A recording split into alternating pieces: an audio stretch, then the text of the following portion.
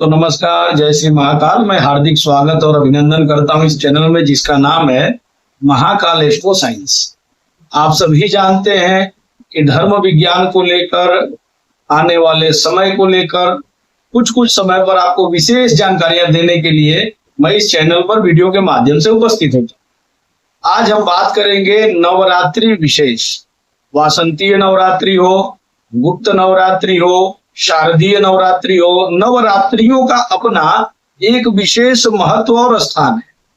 इसमें आप देवी के 9 रूपों की पूजा तो करते हैं, लेकिन आपको नहीं पता होगा कि देवी के 9 स्वरूपों को अलग अलग फूलों के माध्यम से देवी को प्रसन्न किया जाता है। देवी आपके जीवन की समस्त सुख सुविधाओं को युक्त करती हैं। संतान की बाधा हो, वैवाहिक जीवन की बाधा हो, आपके ऊपर तंत्र मंत्र प्रयोग किया हुआ हो, सारी चीजें आप केवल इस बताए हुए विधि से देवी को एक फूल अर्पित करेंगे, बताए हुए समय में अर्पित करेंगे। निश्चित रूप से माता रानी आपकी मनोकामनाओं को पूर्ण करके आपके जीवन की उन तमाम विघ्न बाधाओं को, जिनको आप दूर करना चाहते हैं, दूर करेंगे।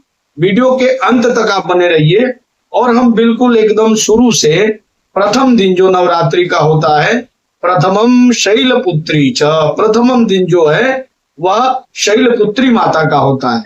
प्रथम दिन की जो देवी है वो शैलपुत्री माता है और शैलपुत्री माता के चरणों में आप सायंकाल में, रात्रि के प्रारंभ होने की बेला में एक गुड़हल का केवल फूल और कनेर का फूल यदि अर्पित करते हैं तो आपके जीवन की समस्त जो अशांति है अथवा दुख दरिद्रता है वह दूर होता है।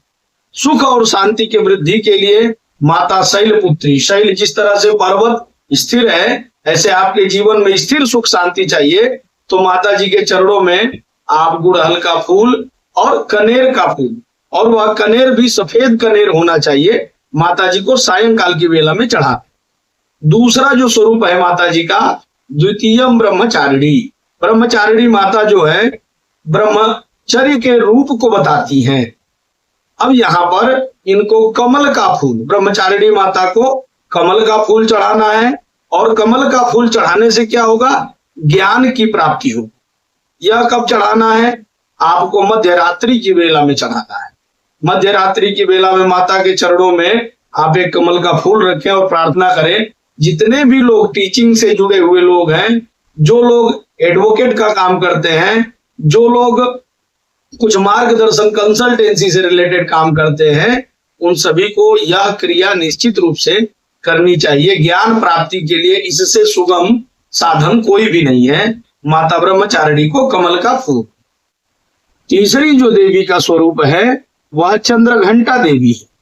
चंद्रघंटा देवी को कमल का फूल, वेला का फूल या चमेली का फूल नवरात्रि के तीसरी रात्रि में सूर्यास्त के बाद अगले सूर्योदय तक कभी भी चढ़ाया जा सकता है।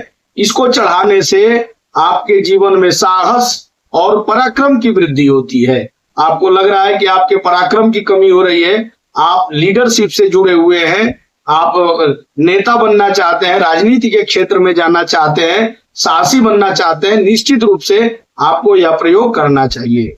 चौथी जो माता का स्वरूप है वह कुष्मांडा देवी है। कुष्मांडा को प्रसन्न करने के लिए गुड़हल और कनेर का फूल, कनेर का पीला फूल माता को निश्चित रूप से चढ़ाएं।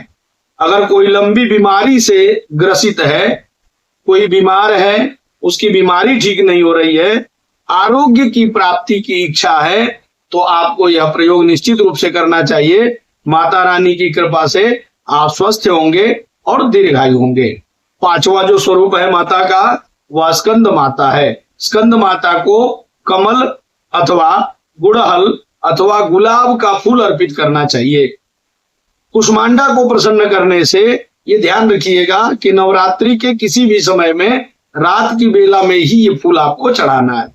जिसका पर्टिकुलर टाइम है वो तो मैं आपको बता ही रहा हूं, लेकिन जिसका मैं नहीं बता रहा हूं उसका मतलब ये है कि नवरात्रि सूर्यास्त के बाद और सूर्योदय के पहले यदि मैं स्कंद माता की बात कर रहा हूं तो 5वीं रात में ही ये चीज माता को चढ़ाना है। ऐसा करने से क्या होगा, आपको संतान सुख की प्राप्ति होगी। आपको लगता है कि आपका बालक पढ़ नहीं रहा है, आपके बच्चे आपकी बात नहीं सुन रहे हैं और अपने मन के हो गए हैं, तो निश्चित रूप से आप संतान के सुख प्राप्ति के लिए यह प्रयोग कर सकते हैं। छठी जो देवी है वह कात्यायनी माता है।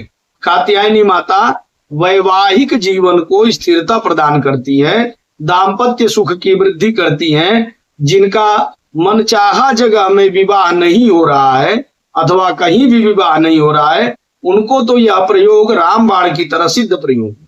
इसके लिए आपको क्या करना है, नवरात्रि के छठे दिन कुछ माता जी के लिए गेंदा का फूल, कुछ कमल का फूल और कुछ गुड़हल का फूल लेना है और लेकर के और माता रानी से प्रार्थना करके मध्य रात्रि में, मध्य रात्रि का अर्थ ये हो गया कि रात्रि को 12 बजे से लेकर और 1 बजे के बीच में माता रानी के चरणों में रखकर प्रणाम करना है। आपके मनचाहा जगह में विवाह करने के भी योग बन जाएंगे। 7वीं जो देवी है वह काल रात्रि है। यह काल रात्रि जो है, इनको रात रानी का फूल चढ़ाया जाना चाहिए। रात रानी का फूल चढ़ाएं और गुड़हल का फूल चढ़ाएं। निश्चित रूप से यदि आपके ऊपर कोई तंत्र मंत्र बाधा है तो भी वह केवल माता को मध्य रात्रि वेला में फूल चढ़ाकर प्रार्थना करके आप माता के चरणों में शीश नवाएंगे, आपके जीवन के तंत्र मंत्र बाधा भी दूर हो जाएंगे। जो महागौरी माता है, 8वीं जो देवी है वह महागौरी है और महागौरी को सफेद मोगरे का फूल, बेला का फूल और चमेली का फूल चढ़ाना चाहिए। ये फूल कैसे होने चाहिए ये भी मैं आपको बता दूंगा। इन फूलों को रात्रि काल में माता जी को चढ़ाना है। पापों से, यदि आपने जीवन में किसी भी तरह का पाप कर दिया है तो उन पापों से मुक्ति निश्चित रूप से इस प्रयोग से प्राप्त होगी। 9वीं जो देवी है सिद्धिदात्री, सिद्धियों को प्रदान करने वाली। यदि आप अपने जीवन में किसी भी तरह की सिद्धि चाहते हैं तो सिद्धियों को प्राप्त करने के लिए माता को कमल और चंपा का फूल चढ़ाना आवश्यक होगा।